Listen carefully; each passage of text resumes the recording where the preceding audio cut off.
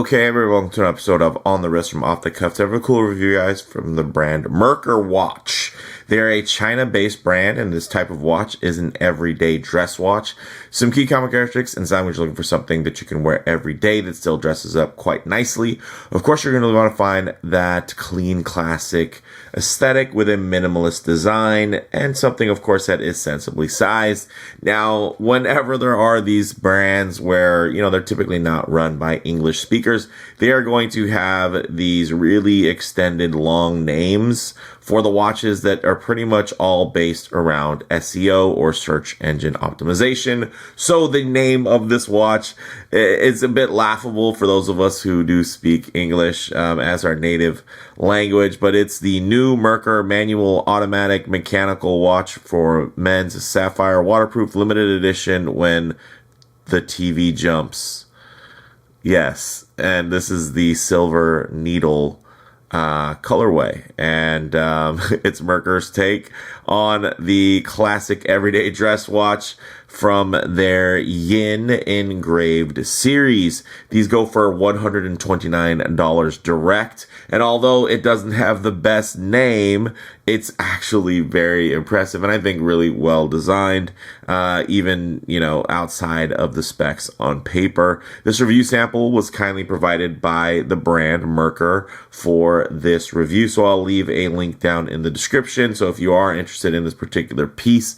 But with all that said, let's go ahead, zoom the camera out, get this piece in hand, and take a closer look. Alright guys, so quickly, the dimensions on here are going to be 38 millimeters in diameter, 12.7 millimeters thick, with a 46.2 lug to lug length. In terms of the construction, stainless steel, it's going to have a mixture of both brushed and polished finishes here. You're going to get a nicely mild double dome sapphire crystal there, as you guys can see. And you also have that stepped yet fixed bezel. Let me give it a quick little wipe here. Some fingerprints. Sorry about that. A little dust off. So nice stepped bezel, which does add a nice little design feature. While it is still quite, I think, minimalist in design, that step, especially when you take a look at it at the side profile, really helps break down some of that thickness that you have. And you just kind of visually are only measuring that nice thin mid case, which also has a nice contour to it. If you guys notice, nice turn down on those lugs. Now, the crown is push-pull and signed, and the movement inside is actually an unspecified manual wind mechanical movement. So, with that, unfortunately, I can't give you much information on the movement besides that it runs. It doesn't have a seconds hand, so I'm going to assume that it's non-hacking, because if it was hacking, it would be a bit of a waste to remove the seconds hand, at least at this price point at, just underneath $130 at $129. Now, the case back is actually, pretty nicely decorated there with, solid construction and then a light bit of engraving there or etching, depending on, how you look at it. Now, really, for me, what the star of the show is, apart from the general overall aesthetic and the way everything flows, is going to be this dial. Guys, check this matte silver dial out with those engraved Breguet numerals, the polished hands. Look at the hand stack there. You have a cap at the end. Really nice touch of refinement and class. And honestly, a dial with this level of execution just a couple years ago would be unheard of at this price point. I mean, look at how nice that engraving came out. That is wild to me. So the thing is right, as somebody who mainly wears sports watches, I will say I don't really want to spend a lot of money on a dedicated dress watch, but I love little details like this. So something like this watch, right, it just gives you an opportunity to be able to kind of play with something and not spend a lot of money on it. Just like if you were, let's say, a really hardcore complication guy, and maybe you didn't want to spend money on an expensive dive watch, you could buy a cheap dive watch with a turning bezel and a screw down crown and really have a good time with it. It's kind of cool now that you can also, play with just fine refinements like this at a really, really affordable price point for something more dressy for those of us that dress more casual. And I mean, look at even this, guys, look at that. This used to be the level when you were looking for an aftermarket strap, not one that came with a cheap watch. I mean, look at this thing. All the information's there, 20 millimeter, and then with a nice taper down to 16 millimeters, quick release spring bars. You get that very, very nice kind of Epsom leather-like texturing on top, as well as some nice stitching that goes really well. And instead of having a fixed keeper and a floating keeper, you're getting a floating keeper and a built-in metal keeper here with this kind of dual two-way tang buckle. So essentially it's going to go in, right? You're going to put that through, and essentially you put that under, and bam. And of course it's a little bit smudgy because it is just highly polished. There's no satinization on there, but check that out. So that is going to be quite tidy from that perspective. So very cool. The taper, actually, I did measure it with my calipers, and it did come down to about actually 15.4 millimeters. But I think it's a good look here. I think this is very handsome. And yeah, if this was made by Tissot, it costs a good amount more. If it was made by Longines, it would cost a whole lot more. And if it was, really just made by anybody else, you would be more inclined to be very impressed. Now, the movement, again, it's not the greatest, clearly. Actually, I did open this case back when I was looking at it to see if there was any kind of identifying marks. It's a very pedestrian movement. It doesn't look like anything I've seen. It really just seems to be some level of a workhorse movement where it's really just there to do its job. It's not on display. And in this case, yeah, I would assume it has a lower beat rate. Again, if they had one with a higher beat rate, they would probably want to accentuate that with a sweeping seconds hand. So in this case, it's something that is just going to run. It's going to do its job. I don't think anybody that's going to buy this watch is looking for ultimate accuracy. So you're not going to be worried about something like that. You're just going to be worried about how this looks on your wrist. And I think it looks quite good. Again, even with the factory leather strap, which is quite impressive, especially at this price point, especially considering it wasn't too long ago when, a watch like at $900, you were kind of expecting to have a throwaway watch strap. And in this case, I've bought watch straps that cost more than this watch with the strap. So that just goes to show you, the state of watch strap collecting and manufacturing. There are some pretty high-end options out there.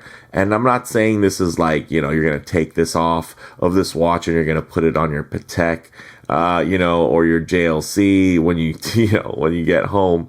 But I will say again, it's not a throwaway strap. It's one that actually wears and looks quite nice. So with that said, let's actually get this on the wrist and see how it wears. Okay, as you guys can see on my 7.5-inch wrist, this plays with the light quite nicely, especially considering that it's a relatively simple watch. It's not even complicated by having a running seconds hand sweeping around. It is definitely leaning more on that minimalist aesthetic. Of course, if I get my wrist a bit too close to the camera lens there, it's just going to make the watch appear much larger than it actually is. It's just a bit of perspective distortion thanks to the focal length. So all I'll do is keep my wrist nice and low and then just tighten up the frame so that you guys can get still a detailed look, but just add a bit of a truer aspect ratio as to how this may lay on your own wrist. And I have to say, guys, again, impressed. Yes.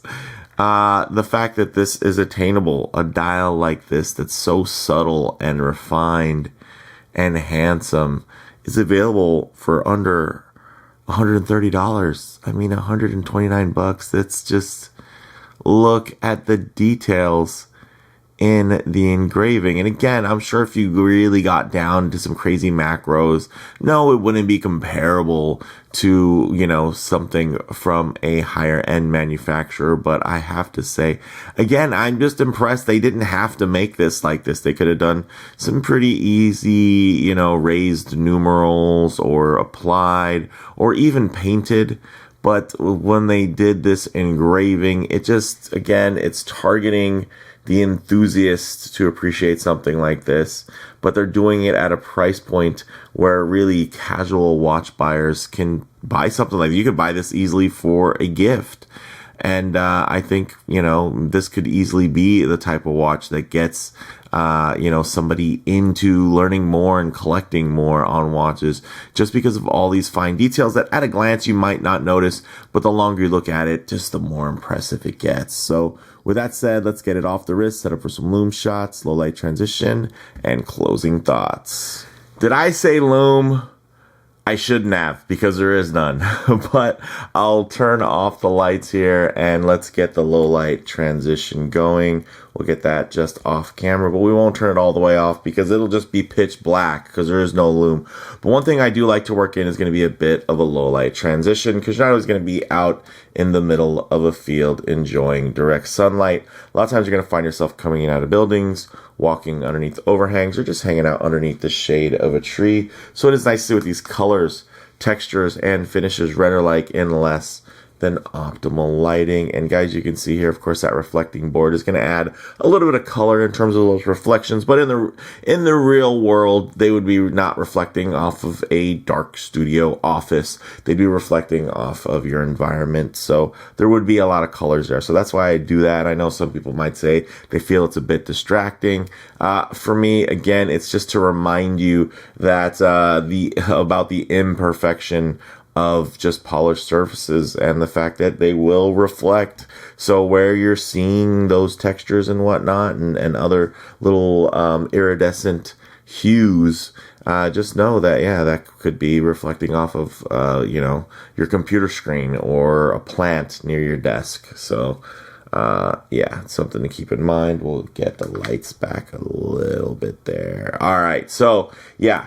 It's nice to see, obviously, this in less than optimal lighting, but it's also nice to see it well lit because it's just quite handsome. So for me, guys, closing thoughts, this wears really well, very vintage in feel and appearance. The engraved detailing really does pop, and, you know, seeing it in the transitional lighting, I think really showed that. In terms of model variants, check the site links for current options and availability. I will say that there are quite a few different variations of this piece, different, even in different configurations, not just a color combination variants, but actual kind of differences. So if you click around on that site link, you'll be able to kind of play with it and see what else is available there. Maybe there's something that tickles your fancy a bit more. Now, in terms of comparable models, although a different aesthetic, something like the Baltic MR01 definitely fills a similar niche, but does cost over 4 times more by comparison. And it, at the end of the day, yeah, it does have a micro rotor movement, but it's still Chinese. It just happens to be, you know, French assembled and regulated, and, you know, from a more trusted brand. Let's be perfectly honest. People enjoy Baltic watches. I own a few, and I enjoy them all. But this Merkur and other Merkurs that I've tried, again, especially at the price point, have been quite impressive. No, I haven't worn them. I mean, I wouldn't wear this in some type of situation where I'm knocking it around and able to figure out the durability. Again, this is just a dressy watch that I would wear in dressy situations. So with that, you know, I'm not going to be really putting this thing through its paces in any way. And I'm definitely not going to get dressed up to wear it. I just know that it looks really great on the wrist as is.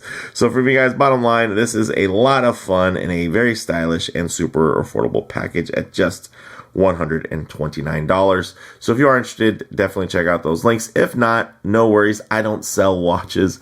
I just share my experiences with them. But let me know what you all think down in the comments below. If you liked the video, please do it like. And if you're already, please subscribe for more content just like this. Thanks, guys.